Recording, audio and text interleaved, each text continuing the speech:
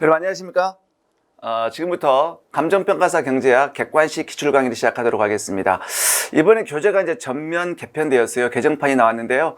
이 개정판은 최신 기출을 다 반영을 했고요. 그 다음에 해설도 대폭 보완했어요. 오타 같은 것도 전혀 없을 거예요. 제가 엄청나게 수정을 좀 했거든요. 자, 그리고 이제 교재의 구성이 어떻게 되어 있냐면요. 각 챕터별로 핵심 요약이 진행됐고, 그 다음에 그 이후에 이제 바로 그 챕터에 해당되는 기출 문제가 있거든요. 강의도 이제 그런 식으로 진행할 거예요. 그래서, 핵심 요약 강의를 좀 진행하고요. 그 챕터에 해당되는 문제를 풀어보는 방식으로 그렇게 강의가 진행될 겁니다. 그래서 여러분들이 또 다른 복습 효과가 또 존재할 수 있는 거예요. 핵심 요약 강의를 다 진행해 주니까. 그 다음에, 이게 핵심 요약만 따로 모아서 경제학 총정리라는 교재가 또 따로 출간이 됐거든요. 그걸 확인하시면 되는데, 아무튼, 개정판은 기존의 교재에 비해서 핵심 요약도 정말 엄청나게 대폭 보완했어요. 최신 기출을 반영해갖고요. 엄청나게 보완을 했습니다. 그렇기 때문에, 이 개정판은 정말 심혈을 기울여서 제작을 했다는 걸 좀 알아주시면 좋겠고요. 이제 한 가지 부탁드리고 싶은 것은 뭐냐면요. 기출 강의는 그렇습니다. 특히 이제 경제학 기출 강의는 반드시 수강을 하셔야 되거든요. 왜냐하면 여러분들이 뭐 독학에서 경제학을 극복할 수 있는 게 아니에요. 그러니까 여러분들이 물론 해설을 보고 문제를 풀 수가 있겠지만 뭐 시간이 많이 걸린단 말이에요. 비효율적이란 말이에요. 반드시 선생님의 도움이 필요합니다. 그러니까 여러분들이 한 문제에 20분이 걸렸던 것을 저는 10초 만에 풀어드리고 막 한단 말이에요. 그러니까 반드시 기출 강의를 수강을 하셔야 되는데 어떤 거냐면요. 제가 부탁드리고 싶은 것은 뭐냐면 그냥 아무런 준비 없이 예습 없이 그냥 제 강의 듣고 문제 푼다? 물론 도움이 될 거예요. 그런데 큰 의미가 없단 말이에요. 반드시 먼저 풀어오셔야 돼요, 여러분들이. 먼저 풀어오시고 내가 푸는 방식과 선생님이 푸는 방식이 어떻게 다른가. 그래야 학습 효과가 존재하는 것이지 자기께 습수가 안 되는 거예요. 선생님 강의만 들으면. 그러니까 반드시 미리 문제를 풀어오시고 강의를 수강하시기를 권장드립니다. 그러면 이제 본격적으로 강의를 진행하도록 할 거예요. 먼저 경제학의 개요 파트, 이쪽은 우리 요약 강의 할 필요 없고 바로 진행할게요. 자, 첫 번째 문제는 이제 기회비용과 관련된 문제가 이제 출제가 됐는데 이게 2008년도에 출제된 문제거든요. 최근에는 잘 출제가 안 돼. 그런데 이제 그때 한번 출제가 됐어요. 우리 기회비용이 어떤 겁니까? 어떤 활동을 선택함으로 인해서 포기해야 하는 다른 활동의 가치 중 가장 최고의 가치죠. 그런데 놀부는 흥부와 1시간 비디오를 보는 대신에 아르바이트를 해서 5,000원을 벌었어요. 농부가 아르바이트 하는 것의 기회비용은. 그러면 1시간 동안 비디오를 볼 수 있었음에도 불구하고 아르바이트를 해서 지금 비디오를 못 봤잖아. 그래서 흥부와 1시간 동안 비디오를 봤을 때 느끼는 기쁨, 즐거움, 이걸 갖다가 포기할 수밖에 없겠죠. 그래서 정답은 2번 쉽고요. 자, 이제 2번 볼게요. 자, 비용에 관한 게 나와 있는데 우리 기회비용이라는 것은 어떤 겁니까? 어떤 활동을 선택함으로 인해서 포기해야 하는 다른 활동의 가치 중 가장 최고의 가치다. 맞는 얘기죠? 그 다음에 이제 우리 생산가능곡선이 나와 있는데요. 우리 생산가능곡선은 어떤 겁니까? 한 나라에 주어진 자원. 여기 자원이라고 하는 것은 인적 자원, 노동, 물적 자원, 자원 이런 걸 의미하는 거예요. 자원. 한 나라에 주어진 기술. 이 기술을 가장 효율적으로 활용해서 최대한 생산 가능한 두 재화의 조합점을 연결한 곡선이에요. 그래서 생산 가능 곡선은 일단 우하향하죠. 우하향하고요. 우하향하는데 일반적으로 원점에 대해서 어떻게 됩니까? 오목하게 우하향하죠. 왜? 기회비용이 체증하니까 보통 이렇단 말이에요. 그러면 우리 좀 복잡한 얘기를 좀 해볼까요? 여러분들 생산 가능 곡선상의 모든 점들은 무엇이 똑같습니까? 생산 비용이 똑같은 거예요. 왜냐하면 노동과 자본의 투입량이 똑같은 거잖아요. 노동량과 자본의 투입량이 똑같다면 비용이 똑같은 거예요. 이렇게 비용이 똑같아요. 비용이 똑같으니까 이 교환 비율 있잖아요. 이 교환 비율. 그래서 교환 비율을 보시면 이렇게 보시면 여기가 0, 1, 2, 3, 4 있다고 합시다. 그러면 동일하게 X를 증가시켰을 때 포기하는 Y제한이 요만큼 0.1 이때는 1개 이때는 2개 이때는 3개 지금 0.1 1개 2개 3개는 전부 다 Y제와의 개수잖아요. 개수인데 누구의 가치야? X의 가치야. X 몇 개의 가치? 1개의 가치. 제가 정말 강조드렸잖아요. 동일하게 X를 추가로 증가시켰을 때 포기해야 하는 Y제 양들이 점점 커지고 있잖아요. 그래서 얘를 이걸 그래서 0.1개, 1개, 2개, 3개를 y제와의 개수로 표시한 x제 한 단위의 추가 생산에 대한 기회비용이라는 표현을 쓴단 말이에요. 그래서 이걸 우리는 멋진 말로 뭐라고 그래? 한계 변환율이라는 표현을 쓰죠. 그래서 한계 변환율은 MRTXY야. 그래서 얘는 x제 한 단위를 추가로 생산했을 때 동일한 뭐라고요? 생산비용이란 말이에요. 생산비용. 동일한 생산비용을 유지하기 위해서 포기해야 하는 y제의 양이야. 그래서 요 기울기는 마이너스이기 때문에 플러스로 전환시키기 위해서 마이너스를 붙여주죠. 붙여주고요. 동일한 생산비용이잖아. 생산비용이니까 M 뭐가 됩니까? C가 되죠. MC가 되고 C가 되고 이렇게 크로스 된다 그랬죠. 아래첨자 X, 아래첨자 Y. 이게 이제 뭐냐면 한계 변환율이 되는 거예요.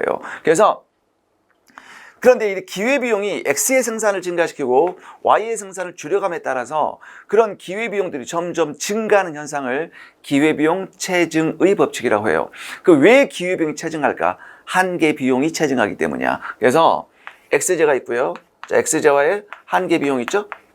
X제 한계 비용은 체증해요. 그 다음에 Y제와 있죠? Y제와 있고 MCY도 보통 체증해요. 그런데 지금 X의 생산을 증가시키고 Y의 생산을 줄여감에 따라서 발생하는 현상이잖아요. 그러면 X의 생산을 증가시키니까 X 한계 비용은 증가하고요. Y제 생산을 줄이잖아. Y제 한계 비용은 감소하죠. 그래서 X제와의 한계 비용이 증가하고 Y제와 한계 비용이 감소하니까 한계 전환율은 체증한다 그 얘기예요. 그런데 그럼 한계 비용이 체증하는 원인은 뭡니까? 한계 생산성이 체감하기 때문이죠. 그래서 생산과 비용 쌍대 관계에 의해서 MC는 W 나누기 MPL이야. 그래서 한계 생산성이 체감하니까 한계 비용이 체증하는 거고요. 한계 비용이 체증하니까 결국 기회 비용도 체증한다는 얘기예요. 그런데 이제 특수한 경우가 존재한단 말이야. 어떤 경우냐면 이런 경우죠. 규모의 경제가 존재하는 거야. 규모의 경제. 그러면 자, Q라고 쓸까요? 규모의 경제는 어떻게 됩니까? 생산량을 증가시켜감에 따라서 평균 비용이 점점 감소하는 현상이죠. 그러면 만약에 총 비용 곡선이 이런 형태로 그림이 그려졌다고 합시다. 그러면 지금 한계 비용, 이 접선의 기울기가 점점 감소하죠. 한계 비용 감소하고요. 그 다음에 원점에서 근 직선의 기울기가 평균 비용이죠. 그래서 원점에서 근 직선의 기울기, 평균 비용도 점점 감소를 하고 있어요. 그래서 우리 한계 비용이 평균 비용보다 작으니까 평균 비용이 감소하는 거예요. 그래서 일단 규모의 경제가 존재하면 어떻게 됩니까? 한계 비용이 감소를 해요. 그러면 MRTXY 자 이때는 MCX 나누기 MCY 한계 비용이 감소하니까 이때는 기회 비용이 감소하는 거예요. 기회 비용이. 그러면 규모의 경제가 존재할 때는 어떻게 됩니까? 결국은 기회비용이 체감하니까 생산 가능 곡선이 특수하게 원점이 돼서 이렇게 볼록하게 그림이 그려지는 거예요. 그래서 이거 우리 어디서 나옵니까? 국제경제학에서 그 산업 내무역이론, 규모의 경제 거기서 등장하는 거잖아요. 그래서 아무튼 자 볼게요. 다시 생산량이 증감에 따라서 기회비용이 체감하는 경우 언제? 규모의 경제 써놓으셔야 되겠죠. 규모의 경제가 존재할 때는 생산 가능 곡선 원점이 돼서 볼록한 형태가 된다는 얘기입니다. 모든 고정비용 매몰 비용입니까? 아니라니까. 우리 고정비용은 생산을 전혀 하지 않더라도 들어가는 고정적으로 들어가는 어떤 공장 임차료 이런 것들이 고정비용이고요. 매몰 비용은 일단 지출되면 회수가 불가능한 비용이에요. 그러니까 내가 어떤 기계를 도입을 했어. 그러면 기계 임차료가 나가겠죠. 고정비용이죠. 근데 그거 기계 팔아먹으면 어떻게 됩니까? 돈을 회수할 수 있죠. 매몰 비용이 아닙니다. 들렸죠? 그 다음에 동일한 수입이 기대되는 경우 기회비용이 우리 항상 비용이 가장 작은 걸 선택해야 돼. 그래서 기회비용이 가장 작은 대안을 선택하는 것이 합리적이다. 맞는 얘기죠? 자, 3번 볼게요. 생산점이 지금 200, 300, 그 다음에 240, 290이 있다. 기회비용 체증의 법칙 성립하기 위한 이 생산 가능 곡선상의 생산의 조합점은 나와 있죠. 그러면 일단 봐볼까요?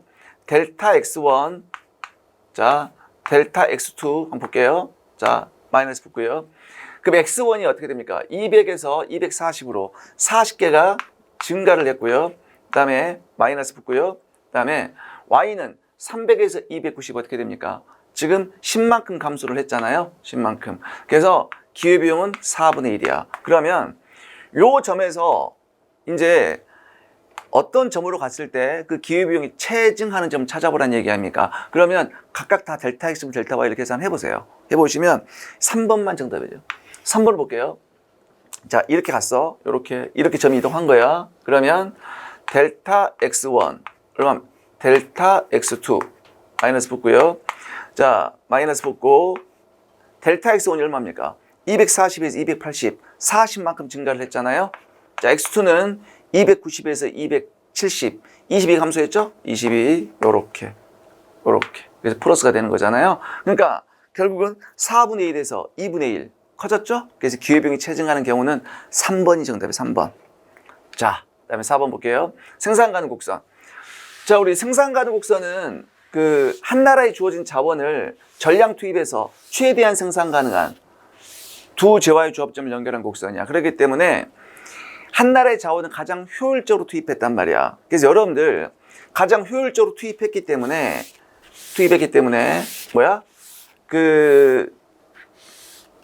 이 생산 가능 곡선상의 모든 점들은 생산의 파레토 효율성을 적으로 만족하는 거예요. 그래서 우리 생산의 파레토 효율성 조건이 뭡니까? MRTS, LK, XJ와 MRTS, LK, YJ 같아야 돼. 이거는 우리 후생 경제에 배우게 되잖아요.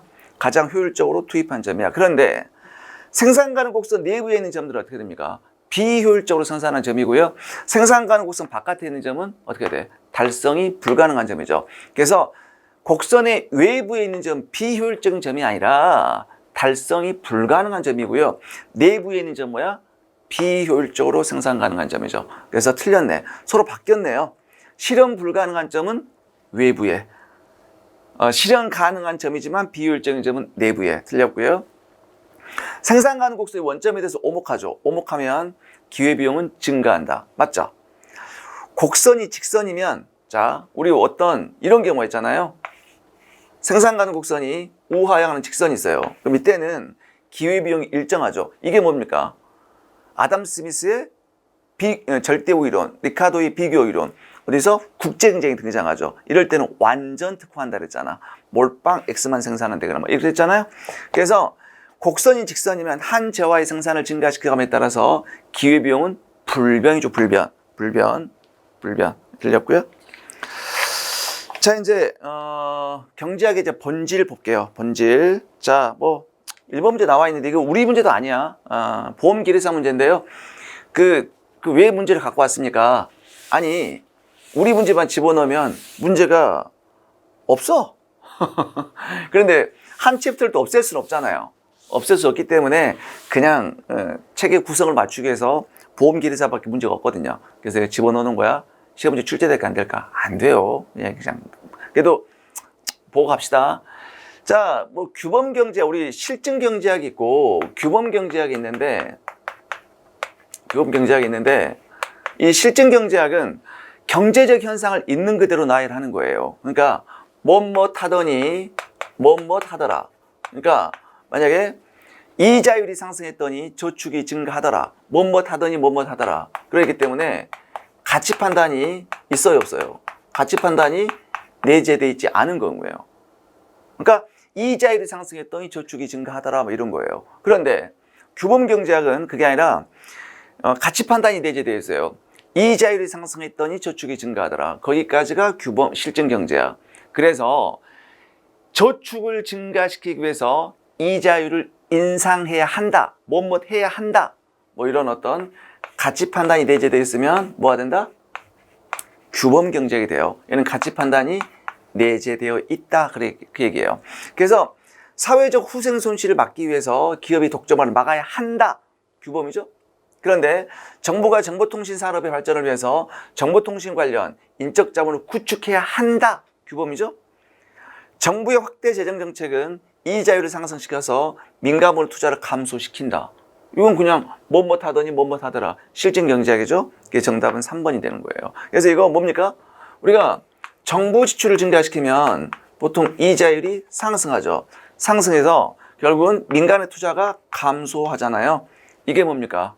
재정정책의 구축 효과잖아요. 구축 효과. 그 다음에 정부는 효용 증대를 위해서 총수요 확대 정책을 실시해야 한다. 뭐 해야 한다. 규범. 자, 그 다음에 이제 우리 뭐 이건 유량 변수, 저량 변수 같은 경우는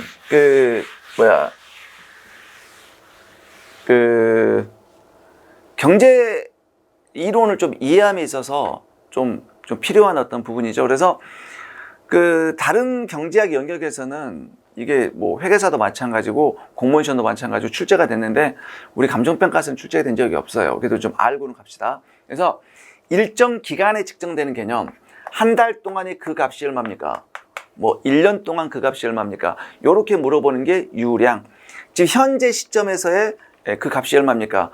시점에서 측정되는 게 저량 그랬죠. 그래서 유량에는 이제 뭐가 있을까? 뭐 한 달간 소득, 그렇잖아요. 소득이 쌓여서 뭘 형성해? 재산을 형성해. 현재 지금 당신의 재산이 얼마입니까?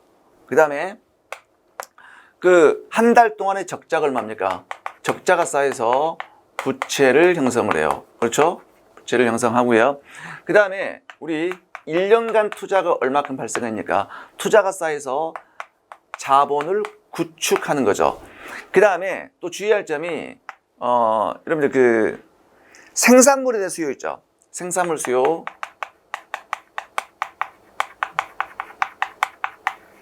그러니까 당신은 일주일 동안 컵라면을 몇 개 먹었습니까? 이게 맞잖아요. 그런데 당신은 일주일 동안 부동산을 몇 개 먹었습니까? 그렇지 않죠. 그래서 현재 지금 당신이 보유하고 있는 부동산의 총액, 현재 지금 당신이 보유하고 있는 채권의 총액, 주식의 총액, 은행 잔고, 현재 당신의 지갑 속에 있는 돈, 이런 거잖아요. 그래서 자산 수요 있죠. 자산 수요, 화폐 수요 같은 거에는 저량이 된다. 그 다음에 이제 가격 같은 경우도요. 여러분들 그 자체에 대한 가격. 야, 지금 현재 물 한 병이 얼마니? 그래서 그 자체의 가격은 저량이 돼요. 자체의 가격은 저량이 되는데 주의할 점. 현재 노동자한테 당신 지금 얼마야? 좀 말이 안 되죠? 그래서 노동자한테 가격을 붙일 수가 없는 거잖아요. 이심매매 돼버린단 말이에요. 그렇기 때문에 노동 서비스 가격, 즉 한 달 동안 노무 서비스 가격 월급, 1년 동안 노무 서비스 가격 연봉. 그래서 서비스 가격은 바로 유량이 되죠. 유량이 이 정도 보시면 될 것 같은데요. 그렇죠? 그래서 한 달간의 소득, 1년간의 소득 당연히 유량이 될 거고요. 그 다음에 한 달간의 소비, 1년간의 소비 유량이 되잖아요. 근데 자산 수요 같은 거, 이런 것들은 이런 거 자산 수요 이런 것들은 저량이 된다. 그 정도 보시면 될 것 같아요. 그래서 우리 뭐 경제학의 기초 다 끝냈고요. 이제 본격적으로 수요 공급의 이론 들어가도록 할게요. 자, 수요 공급 먼저 요약 강의를 좀 진행을 한번 해볼까요? 우리 수요의 법칙 다 알고 계시죠? 수요의 법칙. 가격이 상승하면 수요량이 감소하고 가격이 하락하면 수요량이 증가하는 게 수요의 법칙인데, 단 주의할 점, 여기서 량이야, 량. 그래서 여러분들 자, 수요선을 이제 그림 그려보면 이렇게 그림이 그려져요. 그리고 제가 정말 여러분들한테 강조해 드렸던 게 뭐냐면, 경제학에서 어떤 그림을 이해할 때, 그래프를 이해할 때 어떤 게 독립변수고 어떤 게 종속변수를 정확하게 이해를 하셔야 된다. 그래서 일반적인 수학에서는 X축에서 독립변수 쓰게 되는데, 경제학에서는 이제 가격변수가 독립변수일 때만 Y축에다 독립변수 쓰기 때문에 요게 독립변수야. 그래서 일반적으로 수요선이 이렇게 우하향하게 그림이 그려지고요. 그래서 여러분들은 이 가격변수가 독립변수이기 때문에 반드시 가격 먼저 읽으셔야 돼요. 그래서 그 다음에 또 한 가지, 어느 특정 가격에 구입하고자 하는 구체적인 계획. 즉 2,000원이면 10개를 살 거야. 특정 가격에 구입하고자 하는 구체적인 계획을 수요량이라고 했고요. 모든 가격책에서 구입하고자 하는 전체적인 계획, 수요 곡선 전체를 수요라고 했어요. 그래서 특정 가격 1,000원이면 20개 살 거야. 이렇게. 이렇게. 그러니까 이게 이제 수요 곡선이 되는데, 그래서 가격이 상승을 하게 되면 수요가 감소하는 것이 아니라 점이 이동하는 거니까 수요량이 감소하는 거고요. 가격이 하락하면 수요량이 증가하는 거예요. 이걸 수요의 법칙인데 예외적인 현상이 존재하죠. 베블렌 효과, 자기 자신의 부를 과시하기 위해서 비싸면 더 사는 거. 두 번째, 기펜제. 이건 우리가 무차별 곡선 이론에서 다루게 되죠. 그 다음에 이제 수요 곡선, 이 높이 있잖아요. 이 높이가 가격이야. 2,000원, 1,000원 가격인데 그냥 가격이 아니라 수요 곡선의 가격이기 때문에 디맨드 프라이스, 수요 가격이란 표현을 써요. 그럼 수요 가격이 의미하는 바는 뭐다? 자, 한 개당 1,000원이면 10개를 살 거야. 그러면 10개를 구입할 때 한 개당 2,000원까지는 낼 용의가 있다. 그런데 소비자들은 적은 돈을 지불하고자 하니까 최대한이라는 표현을 쓴단 말이에요. 그래서 수요 곡선의 높이, 수요 가격이 의미하는 바는 소비자가 최대한 지불하고자 하는 가격이에요. 그런데 수요량이 점점 커짐에 따라서 소비자가 최대한 지불하고자 하는 금액이 점점 떨어지고 있죠. 왜 떨어진다? 한계 효용이 체감하기 때문이다. 그런데 그 한계 효용은 체감하는 건데, 그러니까 이 수요 곡선은 한계 효용 곡선과 모양이 일치합니다. 근데 문제는 한계 효용, 만족감은 단위가 있어요, 없어요? 없단 말이야. 단위가 없어. 하지만 얘는 단위가 있잖아.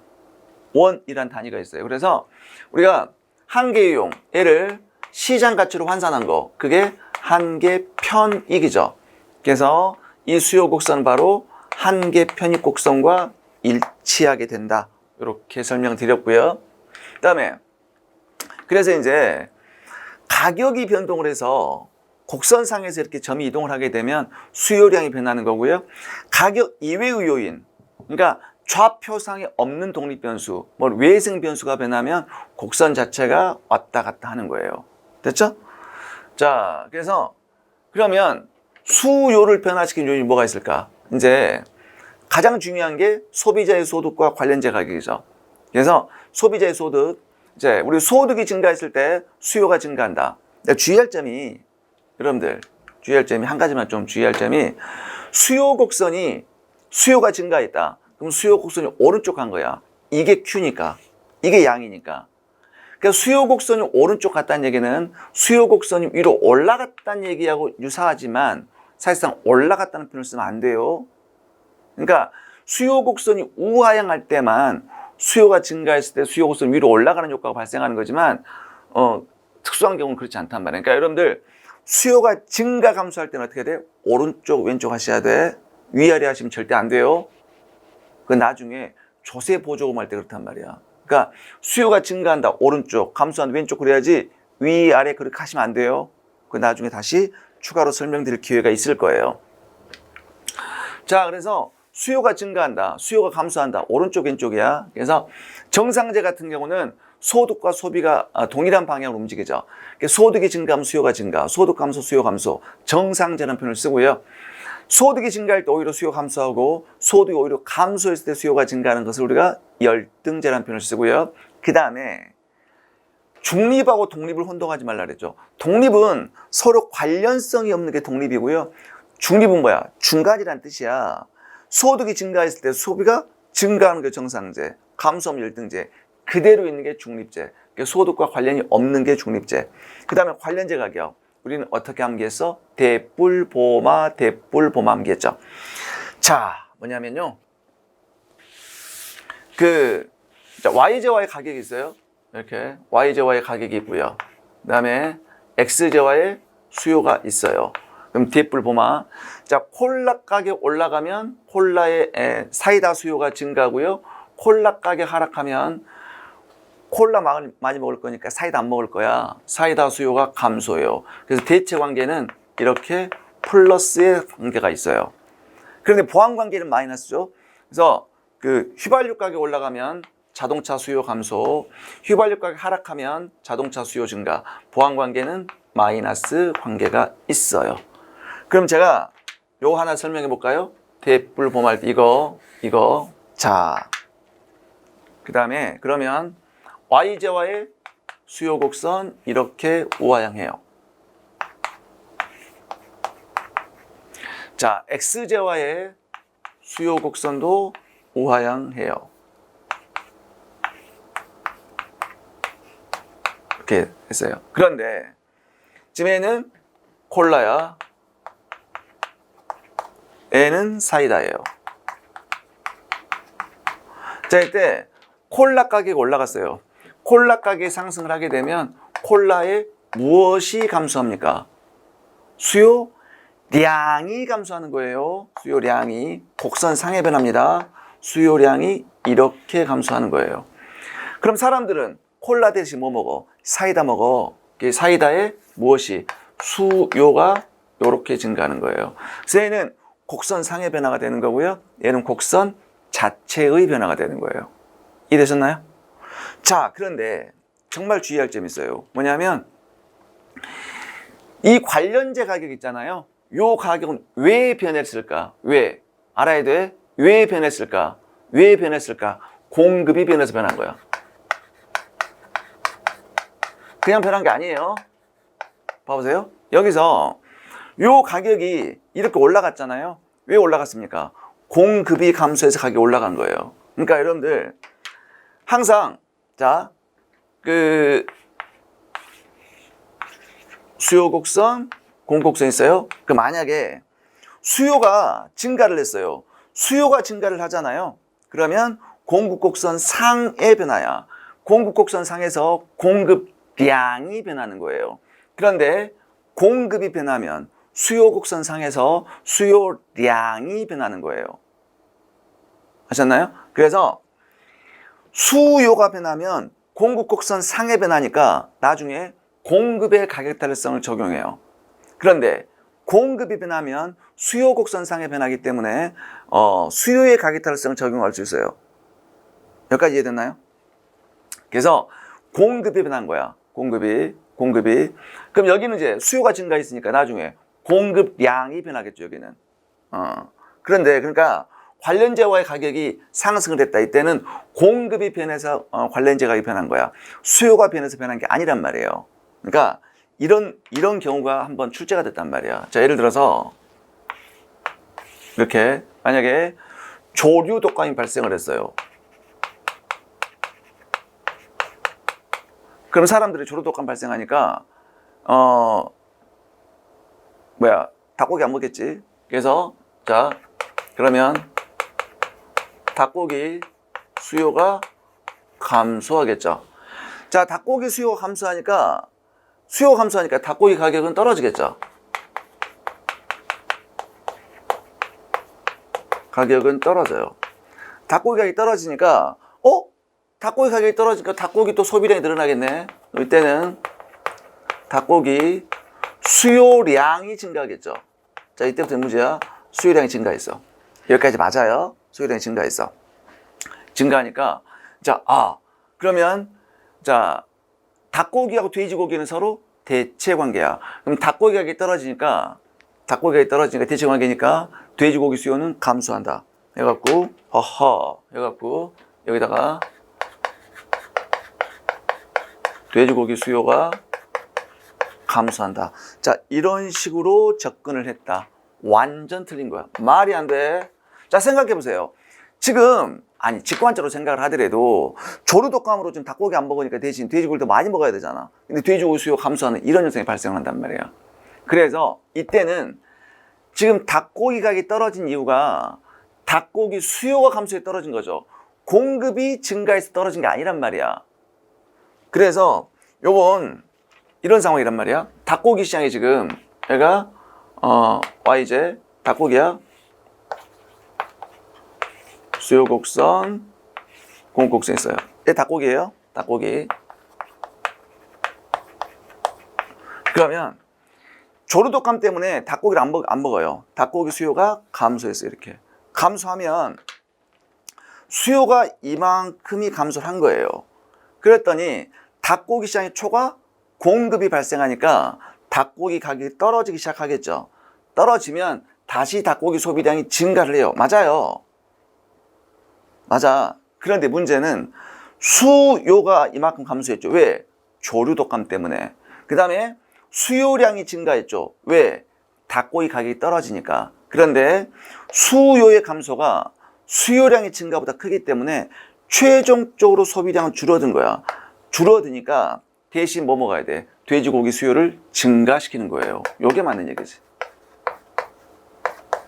이해되셨나요? 그렇기 때문에 그 관련제 가격의 변화는 무조건 뭐과 관련돼 있다? 공급의 변화와 관련돼 있다는 얘기예요. 공급의 변화와. 그 다음에 이제 또 이런 식으로 출제된 적이 있어요. 우리 시험에. 이 재화는 지금, 그러니까 관련제 가격의 변화는 공급의 변화에 의한 관련제 가격의 변화가 돼야 되고요. 그 다음에 수요의 법칙을 만족해야 돼. 만약에 수요의 법칙을 만족하지 못하는 기펜제라고 합시다. 또 달라지는 거야, 기펜제면. 자, 기펜제는 수요의 법칙을 위배하는 거잖아요. 그래서 여기가, 자, 바뀌어요. PY, 자, QY가 있어요.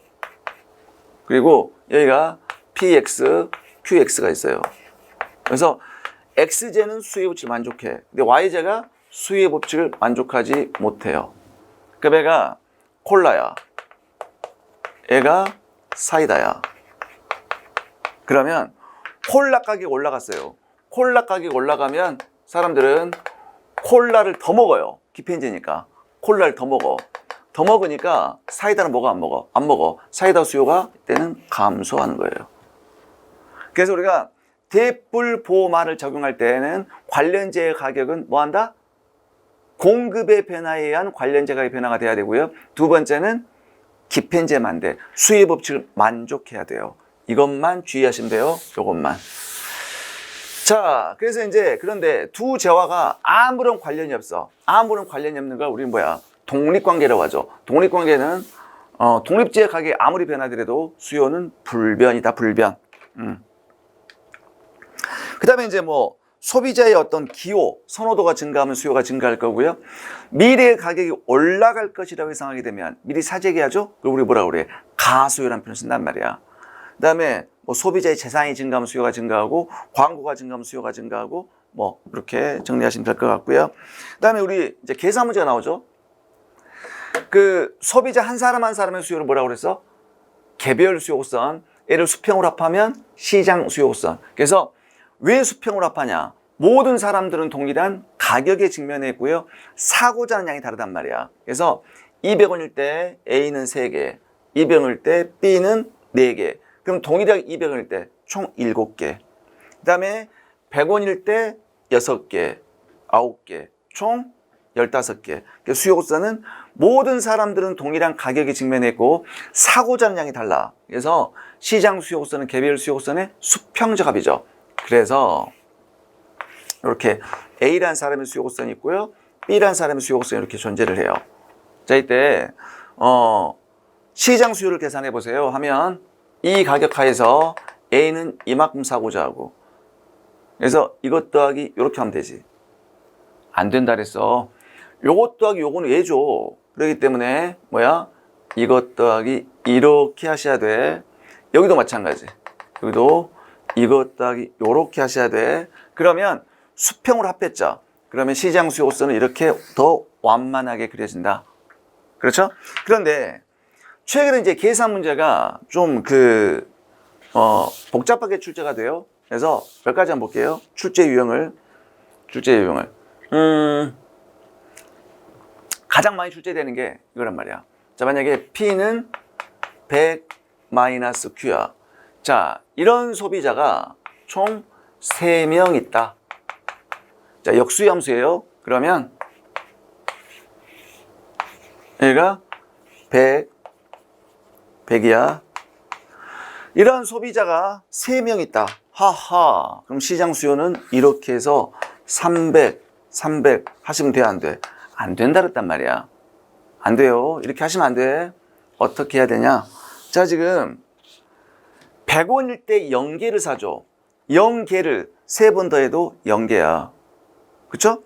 공짜일 때 100개 사줘. 100개를 3번 더하면 300이야. 그래서 이런 식으로 그림이 그려져요. 그러니까 만약에 5명이면 이렇게 되겠지. 이렇게 해서 500 되겠죠. 이렇게. 그래서 역수요 함수가 주어지면 어떻게 해라? 절편은 같고, 그쵸? 절편은 같고, 이게 기울기잖아, 기울기. 그래서 기울기가 더 3배로 완만해지니까 여기다가 마이너스 3분의 1Q 이렇게 하시면 돼요. 그 다음에 만약에 Q는 100 마이너스 P로 줬다. 그냥 수용함수로 주어졌어요. 그럼 얘가 3명 있어. 3명. 그러면 우리는 3명이면 우리 Q를 더하는 거잖아. Q를 더하는 거기 때문에 얘를 Q를 이렇게 100 마이너스 P, Q를 100 마이너스 P 이런 식으로 3번 더해야 돼요.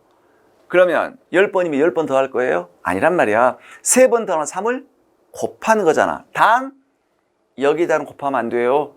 양쪽에 곱해버리면 나눠진단 말이야. 이건 곱하지 말고요. 세 사람의 수요가 새로운 수요니까, 새로운 시장 수요니까 Q 쓰고요. 오른쪽에다가만 3을 곱해라. 그래서 300 마이너스 3P 이렇게 하시면 돼요. 그래서 이건 이제 아셨죠? 한번 연습 한번 해볼게요. 만약에 역함수야, 역수함수. 50 마이너스 3분의 5Q야. 그런데 이런 사람이 5명 있어요. 그러면 자 P로 정리되어 있으면 무조건 뭐 한다? 절편 갖고 기울기에다가 5분의 1을 곱하면 돼. 그래서 마이너스 3분의 1Q가 되고요. 자 그럼 Q는 30 마이너스 5분의 2P 이렇게 주어졌다. 그러면 이런 사람이 5명 있다. 5명. 그러면 여기다가 이제 뭐야?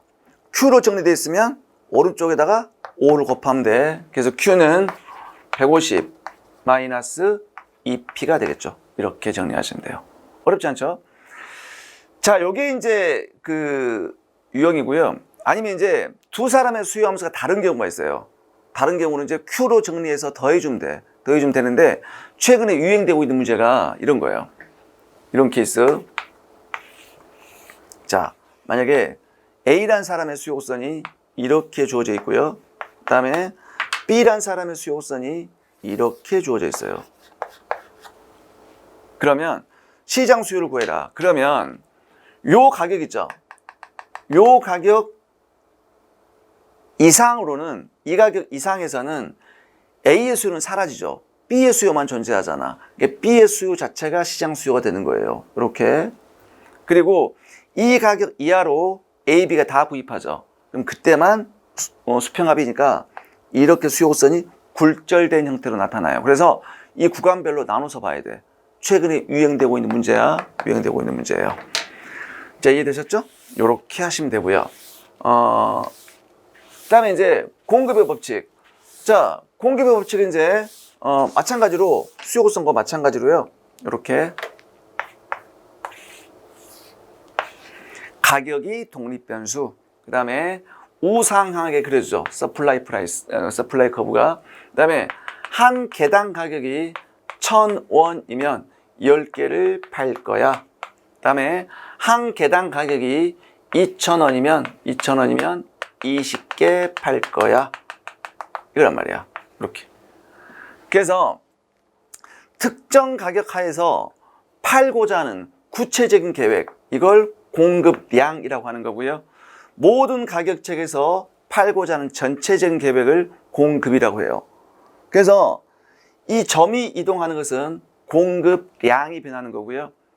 공급곡선 전체가 이동하는 것은 공급이 변하는 거란 말이야. 그래서 가격이 상승하면 공급량이 증가하고 가격이 하락하면 공급량이 감소하는 걸 공급의 법칙이라고 하는 건데, 예외적인 현상이 존재한다. 후반굴절, 노동 공급곡선. 얘는 우리가 생산 요소 시장 이론에서 자세히 배우니까 일단 생략하기로 하고요. 그다음에 공급 가격이 있잖아요. 이 공급 곡선의 높이가 가격이잖아. 가격인데 공급 곡선 높이기 때문에 서플라이 프라이스, 공급 가격이라는 표현을 쓴단 말이에요. 공급 가격. 그런데 이 공급 가격 의미하는 바를 생각해 볼까요? 한 개당 2,000원일 때 20개를 팔 거야. 그 얘기는 20개 팔 때 한 개당 2,000원은 받아야겠다고 생각한단 말이야. 그런데 생산자들은 많은 돈을 받고자 하니까 최소한이라는 표현을 쓸 거란 말이에요. 그래서 이 높이가 바로 생산자가 상품을 팔기 위해서 최소한 받아야겠다고 생각하는 가격이에요. 그런데 공급량이 점점 커짐에 따라서 생산자가 최소한 받아야겠다고 생각하는 금액이 점점 증가하고 있죠. 왜? 한계 비용이 체증하기 때문에. 그래서 이 공급곡선은 한계 비용 곡선과 일치한다. 그런데 우리 생산과 비용 쌍대 관계에 의해서 얘는 W 나누기 MPL이죠. 그러니까 한계 생산성이 체감하기 때문에 한계 비용이 체증하는 거고요. 한계 비용이 체증하는 거기 때문에 공급곡선은 우상하게 된다. 나와 있죠? 자, 마찬가지로요. 가격이 변하면 공급량이 변하는 거고요. 공급량의 변화는 공급곡선 상의 변화가 되고, 가격 이외의 요인이 변하면 공급이 변하는데, 공급이 증가 감소할 때 어떻게 된다? 위아래 하시면 안 되고요. 오른쪽 왼쪽, 오른쪽 증가 왼쪽 감소, 이게 공급이니까. 자, 그 다음에 그 공급을 증가시키는 요인을 한번 보도록 할게요. 여러분들, 기술 진보 이퀄, 우리 기술 진보 이퀄 비용 떨어지는 거야. 그러니까 기술이 진보했다는 얘기는 동일한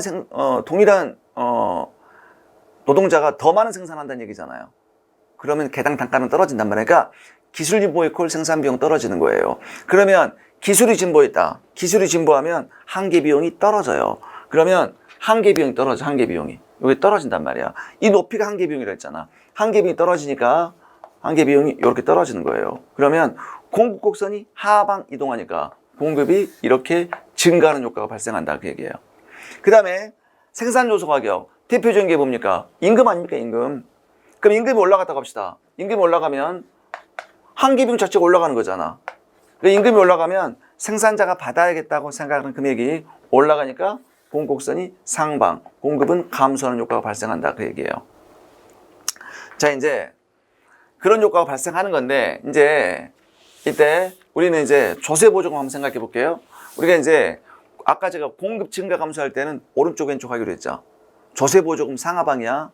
주의하셔야 돼요. 그래서 만약에 수요곡선이 이렇게 있어요. 수요곡선이 이렇게 있고요. 자, 공급곡선이 있어요. 이렇게 있어요. 자, 이때 소비자한테 이제 조세를 부과하게 되면 소비자가 지불하고자 하는 금액이 조세만큼 떨어져요.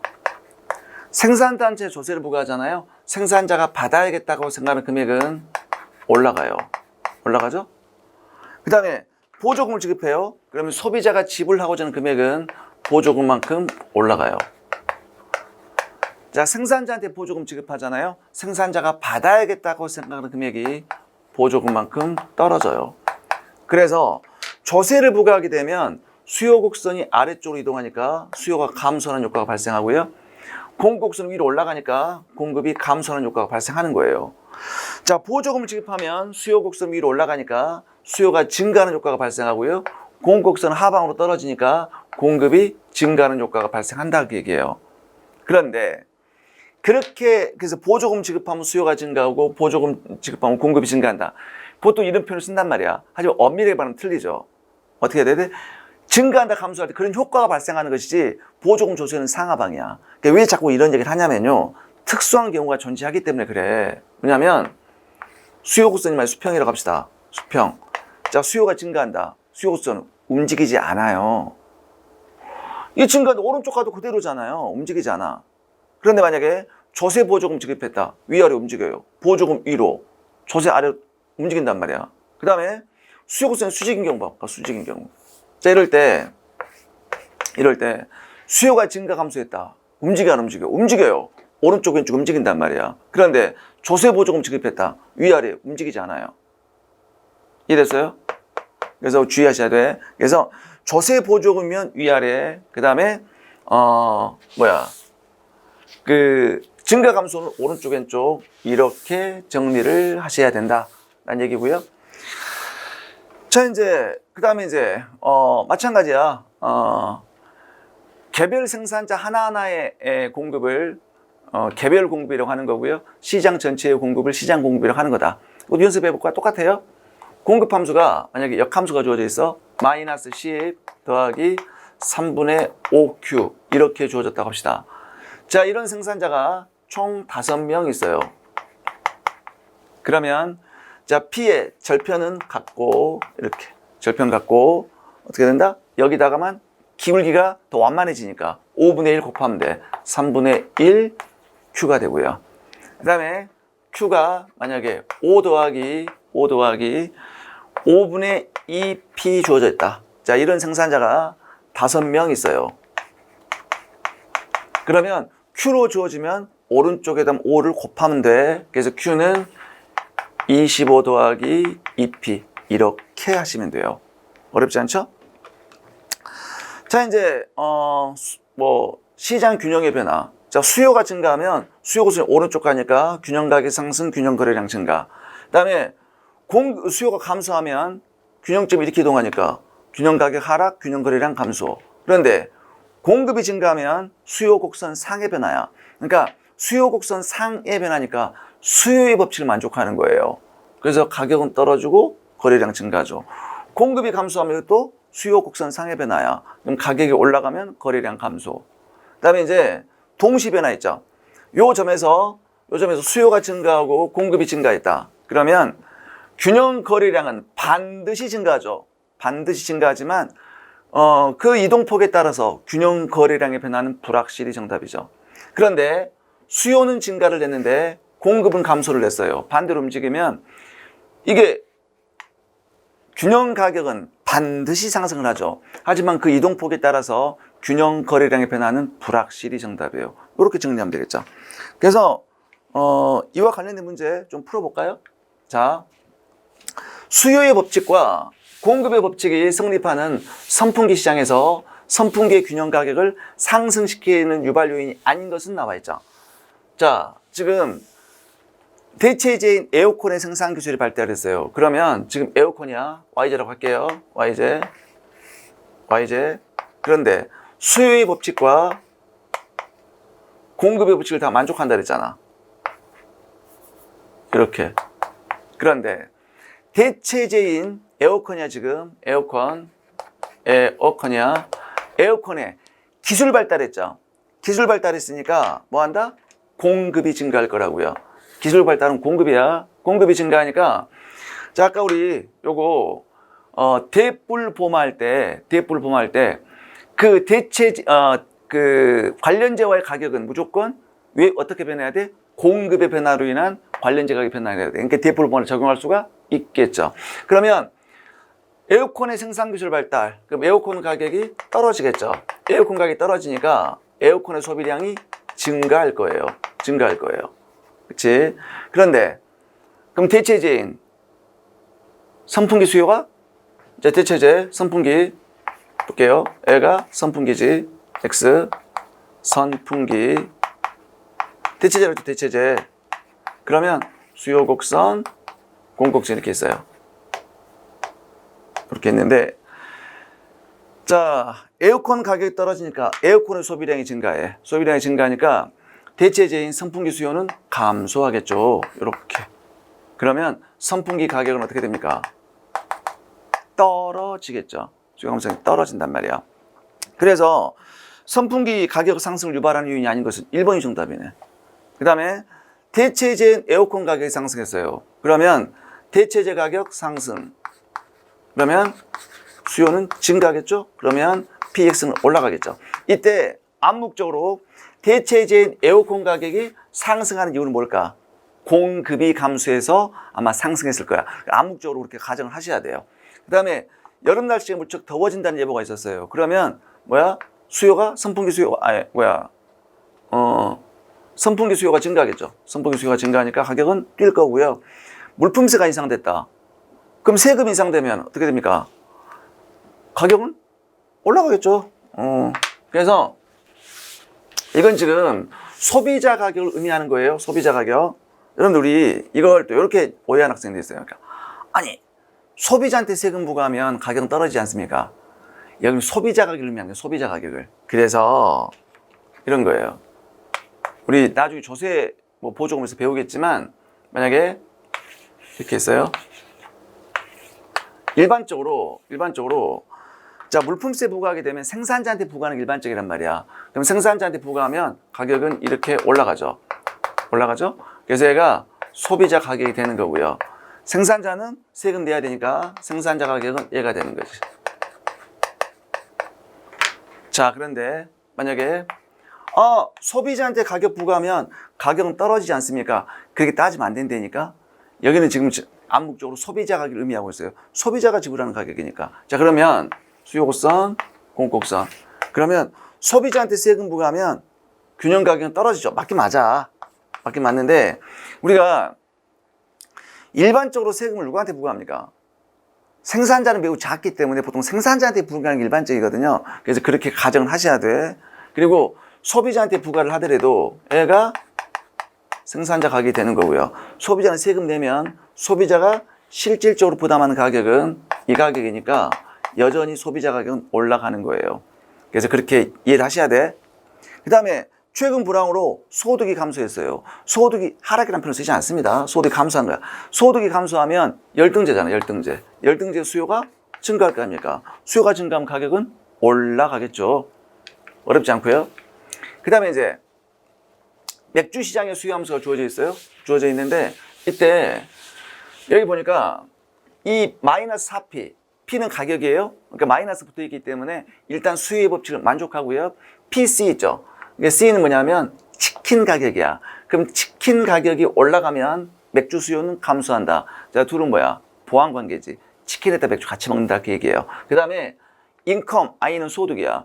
소득 앞에 플러스가 있잖아요. 그럼 소득이 증가할 때 수요가 증가하니까 이 재화는 정상재가 되겠죠. 그래서 맥주는 열등제다 틀렸고요. 그러니까 둘은 보완관계다 맞죠? 맞고요. 치킨 가격이 인상되면 맥주 수요는 감소하죠. 마이너스 붙어 있기 때문에. 맞네. 3번. 자, 베이글과 크림치즈는 서로 보완관계 있고요. 베이글과 베이컨은 서로 대치관계 있어요. 그런데 베이글의 원료인 밀가루가의 급등함에 따라서 베이글의 생산 비용이 올라갔어요. 자, 그러면 베이글 가격이 올라가겠죠. 자, 베이글 가격이 올라가요. 잘 봐. 왜 올라갔을까 봐봐요. 베이글의 원료, 밀가루 가격이잖아. 원자재 가격이 변동하면 공급이 변한 거야, 공급이. 그러니까 수요가 변해서 가격이 올라간 게 아니란 말이야. 그럼 우리는 대불보만을 적용할 수가 있다. 내 말 이해되셨죠? 그래서 베이글 가격이 올라갔어. 자, 그러면 여기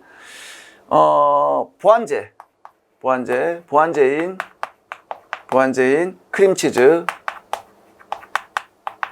치즈. 자, 보완제니까 올라가면 수요는 떨어지겠죠. 크림치즈 수요는 감소할 거고요. 서로 반대로 움직이니까. 자, 대체제인 이제 베이컨의 수요는 서로 증가할 거예요. 그런 상황이에요. 자, 그러면 옳지 않은 것은 자, 베이글 가격이 올라가겠죠? 맞고요. 크림치즈. 자, 크림치즈 같은 경우는 수요가 감소하니까 거래량 감소할 거고요. 그다음에 여러분들 앞으로 요거 수요가 증가하거나 공급이 증가하죠. 여러분들 우리 수요가 증가하는 것과 공급이 증가하는 경우는 그럼 효과가 똑같거든요. 무슨 효과가 똑같은 거냐? 그러니까 우리 소비자한테 보조금 지급하던 생산자한테 보조금 지급하는 효과는 똑같다고 했잖아. 그렇죠? 그러니까 그럼 소비자한테 보조금 지급하면 수요는 증가하고 생산자한테 보조금 지급하면 공급이 증가할 거 아닙니까? 그러니까 똑같아. 그러면 컨슈머 서플러스 소비자잉여 증가하고요. 생산자잉이 증가합니다. 우리 그랬잖아. 보조금 지급하면 모든 잉여는 증가한다 그랬잖아요. 그 다음에 만약에 수요가 감소했어. 공급이 감소했어요. 그러면은 조세 부과하는 경우잖아요. 그럼 이때 우리가 어떻게 돼? 소비자잉여 감소, 생산자잉여도 감소해요. 알겠어요? 자, 한번 볼까요? 수요만 볼게요. 수요만. 수요 곡선, 공곡선이 있었어요. 자, 그럼 이게 소비자잉여, 생산자잉여였죠. 근데 이제 수요가 증가를 한 거야. 수요가 이렇게 증가를 했어요. 증가를. 그럼 여기가 균형각이 되잖아요. 그러면 이렇게 한번 볼까요? 이렇게 한번 볼까요? 그럼 여러분들 좀 봐봐. 요렇게 나란히 올라갔을 때 요 면적과 요 면적이 일치하겠죠. 그러니까 원래 소비자잉여가 요만큼이었잖아요. 요만큼인데 이 면적과 이 면적은 일치해요. 그렇죠? 그래서 원래 소비자 잉여가 요만큼이었다라고 얘기할 수가 있어요. 그런데 지금 소비자 잉여는 요 정도로 갔잖아. 소비자 잉여는 이렇게 증가한 거야. 그래서 이만큼이 소비자 잉여가 증가한 거예요.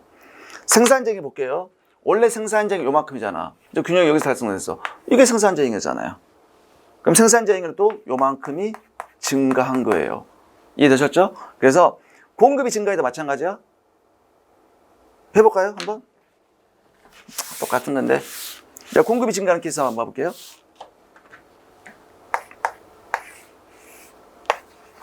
수요 곡선 있어요? 공급선 이렇게 있어요. 그럼 원래 이만큼이 어떻게 됩니까? 소비자잉여, 생산자잉여였죠? 자, 공급이 증가를 해서 이렇게 갔단 말이야. 그럼 여기지. 그러면 소비자잉여는 요만큼에서 요렇게 이만큼 증가한 거 아닙니까? 그래서 생산자잉여 보세요. 이렇게 보면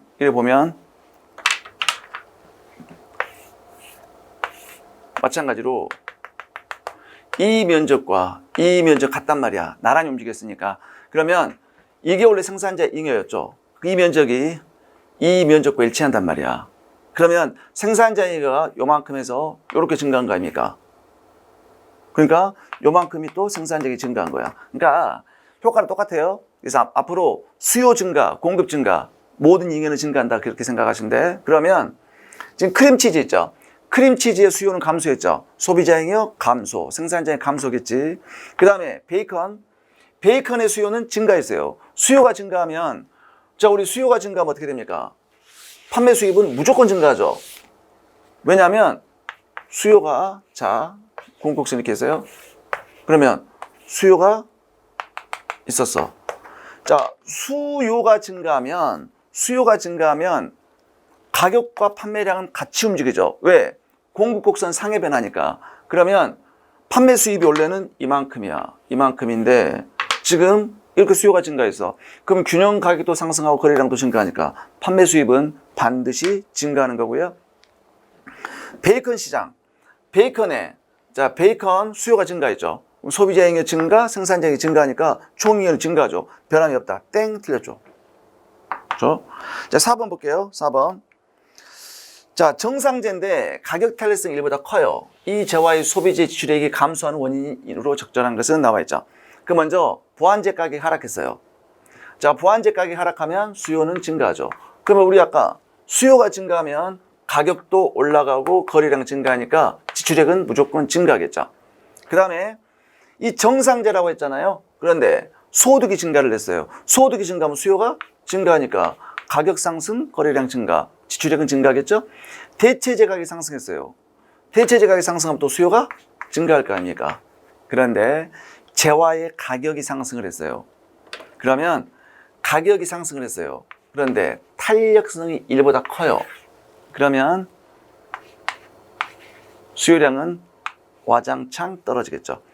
탄력성이 1보다 크기 때문에 가격이 찔끔 올라가더라도 판매량 와장창 줄어. 그러면 여기서 가격이 찔끔 올라가더라도 판매량은 와장창 줄기 때문에 지출액은 감소하겠죠. 그래서 4번이 정답이고요.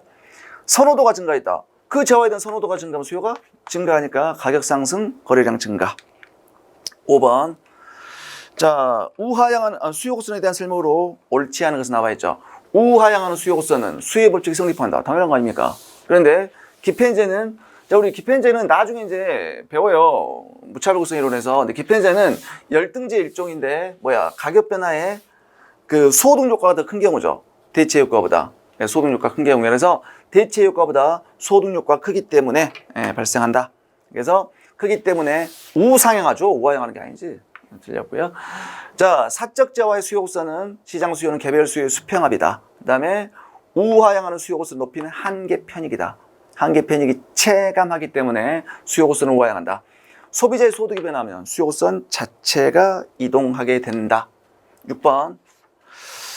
자, 옳지 않은 것을 골라보세요. 여러분들 우리 주의하실 게 있잖아요. 수요 곡선 할 때 소비자 A라는 사람의 수요와 B라는 사람의 수요를 있을 때 얘는 수평합이다 그랬잖아요. 이때 아주 강한 가정이 들어가요. 어떤 가정이 들어가냐면요. 소비자들의 수요는 상호 독립적이어야 돼. 수요가. 상호 우존적이면 되면 안 돼요. 그러니까 왜냐면 상호 우존적이라는 것은 만약 가격이 떨어졌을 때 A가 소비를 많이 해. 그럼 나도 더 많이 해야 되지? 소비가 움직일 수 있어요. 남을 눈치를 보면. 그게 바로 소비의 네트워크 효과 아닙니까? 첫 번째, 친구 따라 강남 간다. 뭡니까 그거? 편승 효과 아닙니까? 친구 따라 강남 간다. 그러니까 남들이 청바지 입으니까 자기도 청바지 입는 거야. 그 다음에 속물 효과. 까마귀 노는 고래 백로 가지 않는다. 남들 청바지 입으면 자기는 치마 입어. 그 다음에 또 남들한테 자기 부르고 과시하게해서 비싼 먹고 더 사. 남을 의식하는 거잖아요. 이러면 가격이 떨어졌을 때 편승 효과가 존재한다면 A라는 사람의 소비가 증가해. 그럼 B가 저기 많이 사. 나도 더 많이 사. 그러면 수요수 이동해 버려요. 그렇기 때문에 이때는 수평합이 되지 않아요. 요 지분이 우리 감정평가에서 2번 나왔어요. 그래서 네트워크 효과. 이게 뭐라고요? 소비의 상호 의존성이야. 네트워크 소비의 상호 의존성 네트워크 효과. 그래서 편승 효과, 밴드웨건 이펙트, 스노우 이펙트, 속물 효과 이런 거란 말이야. 이럴 때는 수평합이 되지 않습니다. 틀렸고요. 자, 그다음에 소비자의 수가 증가함에 따라서 상품의 수요가 증가하는 걸 뭐라고 그래요? 속물 효과가 아니라 편승 효과라고 하죠. 그다음에 열등제라고 하더라도 대체 효과의 절대적 크기가 소득 효과의 절대 크기보다 크면 수요 법칙을 위배하지 않죠. 수요 곡선을 우화합니다. 근데 만약에 소득 효과가 대체 효과를 압도했을 때 기편의 역설이 발생하는 거잖아요. 그건 우리가 무차별 곡선 이론 자세히 논의하고요. 소득이 증가할 때 소비가 증가하면 그 재화는 정상제가 된다. 쉽네요. 자, 7번 문제는 시장의 균형을 계산해라. 이런 문제가 나왔어. 연립하면 되지. 자, 시장 수요와 시장 공급이 일치할 때 그러면 마이너스 4P 더하기 1600 이퀄 8P 마이너스 800 연립하면 돼요. 이렇게. 그쵸? 그러면 이렇게 넘기면 12P는 6, 20, 14, 2400이네. 2400. 그렇게. P는 200이 되네. 200. 자, P가 200일 때, 대입해. 여기다 공급하면 대입할까요? 그러면 1600에서 800을 빼면 200이면, 800이 나오겠죠? Q. 쉽고요. 8번. 8번 문제는 지금 이렇게 주어졌는데, 이때, 균형 가격과 균형 거리랑 물어봤잖아요. 그러면 이것도 쉽네. 수요 곡선이 지금 어떻게 나와 있습니까? 자, 수요 곡선을 역함수로 바꿔볼까? 역함수 해갖고요. P의 절편은 어떻게 됩니까? 500이 되죠? 500이 되는데 여기도 500이잖아. 그럼 기울기는 마이너스 1이네. 그럼 마이너스 Q죠 이거잖아요. 그런데 P가 또 공급함수는 P가 150으로 주어져 있네. 그럼 얘가 150이잖아. 그럼 Q는 350이 되고 균형 가격은 150. 너무 쉽고요. 그 다음에 9번 문제 볼게요. 9번. 자, 사적 개별 수요 함수가 이렇게 어떻게 주어졌어요? 이렇게 주어져 있죠. 자, 지금 역함수로 주어져 있어요. 그러면 P는 7-Q죠. 근데 이런 소비자가 10명 있어요. 그러면 역함수로 주어지면 어떻게 하랬어? 절편 갖고 기울기에다가 10분의 1. 10분의 1 Q 이렇게 하시면 되겠네. 그 다음에 P는 2 더하기 Q예요. 이런 생산자는 15명 있어요. 그러면 P는 2 더하기 15분의 1 Q 이렇게 되어 있죠. 자, 그런데 모든 생산자의 단위당 생산비가 1만큼 떨어졌어요. 단위당 생산비니까 사실상 평균 비용이에요. 평균 비용. 한 개당 비용이 평균 비용이란 말이야. 평균 비용인데 평균 비용이 떨어졌다. 그러면 평균 비용이 떨어지면 한 개 비용도 떨어진다. 이렇게 생각하시면 돼요. 그래서 여러분들 단위당 생산 비용, 평균 비용이죠. 그러면 평균 비용이 보통 봐보세요. 이렇게 우리가 평균 비용이 한번 일정하다고 생각해 볼까요? 예를 들어서 TC가 이렇게 아무런 언급이 없으면 고정 비용도 없다. 그렇게 생각하시면 돼요. 그냥 그러니까 이 문제는 사실상 한계 비용이 떨어진다고 해야 되는데 단위당 비용, 평균 비용이 떨어진다 나와 있잖아요. 그럼 얘가 이렇게 생각하면 돼. 이렇게 1000Q 이렇게 있으면 한계 비용이 어떻게 됩니까? 한계 비용과 평균 비용이 1000이잖아. 그런데 요게 떨어지면 10만큼 떨어지면 얘도 동일하게 한계 비용과 평균이 똑같이 떨어지겠죠? 이렇게 생각하시면 돼. 그래서 한계 비용이 떨어진 거야. 그런데 한계 비용이 떨어지면 생산자가 받아야겠다고 생각하는 금액도 떨어지겠죠. 그러면 봐. 자, 개별 공급 함수가 P는 E 더하기 Q예요. 이렇게. 그러면 2잖아요. 그러면 자, 개별 생산자의 한계 비용이 1만큼 떨어졌어. 그러면 개별 생산자가 받아야겠다고 생각하는 금액이 1만큼 떨어지겠죠. 이렇게 되겠죠. 그런데 얘는 시장 전체야. 시장 전체는 얼마큼 떨어질까? 총 15명이니까 15원이 떨어진다 라고 생각하면 안 돼요. 큰일 나요. 이렇게 생각한단 말이야. 그러니까 개별 생산자는 1 떨어지니까 모든 생산자는 15 떨어진다. 이렇게 해서 계산하시면 안 돼요. 봐봐. 원래 이게 개별 공급 함수였어. 이걸 수평으로 더해. 이거지. 그런데 개별 생산자의 비용이 1 떨어졌어. 그럼 얘를 15명 수평으로 더해. 이거잖아. 그러니까 뭐냐면요. 개별 생산자의 한계 비용이 1 떨어지면 시장 전체도 1만큼 떨어지는 것이지 15명이니까 15 떨어진다. 그렇게 이해하시면 안 된단 말이에요. 됐죠? 그래서 자, 1 떨어지니까 이 공급 함수가 어떻게 바뀌어? 다시 1 더하기 15분의 1Q로 바뀌는 거예요. 이렇게. 이해되셨죠? 그 다음에 이제 어떻게 돼요? 새로운 시장 균형 가격 및 균형 거래량. 이걸 연립하는 거지. 그래서 7-10분의 1Q는 1 더하기 15분의 1Q. 이런 식으로 연립해서 푸는 거예요. 그래서 여러분들 단순하게 이 더하기 빼기 이건 여러분들이 이렇게 계산에 맡길게요. 시간 제약상한테 다 더하기 빼기 해줄 수 없잖아. 그래서 제가 가이드만 정해놓고 이런 단순한 더하기 빼기 문제는 여러분들이 실제로 계산을 해보시란 말이에요. 그래서 해보시면 3.4, 3.6, 36 그렇게 나올 거란 말이야. 자, 10번 볼게요. 지금 2018년 YJ 시장에서 예상된 현상으로 옳지 않은 것은 나와 있죠. 지금 YJ 시장의 균형 가격은 70만 원이며 균형 거래량 500이야. 그런데 YJ 생산에 대한 부품 가격이 상승했어요. 부품, 원료, 무엇에 영향을 줘? 공급한테 영향을 주는 거지. 그러면 공급이 감소하겠죠. 그래서 공급은 이렇게 공급이 감소하니까 공급선은 좌측 이동하겠죠. 맞고요. 균형 가격은 상승하죠. 틀렸죠. 상승할 거고 균형 거래량은 감소하겠죠. 감소. 그리고 제가 아까 공급이 감소하면 어떻게 돼? 무조건 수요 감소, 공급 감소, 소비자잉여 감소, 생산자잉여 감소, 총잉여 감소한다. 11번 보도록 할게요.